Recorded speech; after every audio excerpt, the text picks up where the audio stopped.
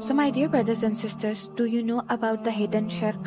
After knowing, literally it hits me. So today I'm gonna tell you. Sunan Ibn Majah 4204 in which Hazrat Abu Sa'id radhiyallahu anhu سے روایت ہے، انہوں نے فرمایا کہ رسول صلی اللہ علیہ وسلم ہمارے پاس گھر سے باہر تشریف لائے جبکہ ہم مسیح دجال کا ذکر کر رہے تھے۔ آپ نے فرمایا کیا میں تمہیں ایسی چیز نہ بتاؤں جو میرے نزدیک تمہارے لیے مسیح دجال سے بھی زیادہ خطرناک ہے؟ ہم نے کہا کیوں نہیں، فرمائیے۔ رسول صلی اللہ علیہ وسلم نے فرمایا چھپا ہوا شرک یعنی ہڈن شرک وہ یہ ہے کہ آدمی نماز پڑھنے کھڑا ہوتا ہے، جب اسے معلوم ہوتا ہے کہ کوئی اسے دیکھ رہا ہے تو وہ اپنی نماز کو خوبصورت بناتا ہے۔ So it really hits me کہ جب کوئی انسان کوئی ایسا عمل کر رہا ہے یا لیٹس سپوز نماز پڑھا اور اسے کوئی آدمی دیکھتا ہے تو وہ اپنی نماز کو خوبصورت یعنی بہترین بنا دیتا ہے، تو یہ ایک ہڈن شرک ہے۔ اب آپ غور کریں کہ اس نے اپنی نماز کو اچھا کیوں بنایا؟ اللہ کے لیے بنایا؟ نہیں، اس نے انسان کے لیے اپنی نماز کو بہتر بنایا۔ سو جب ہم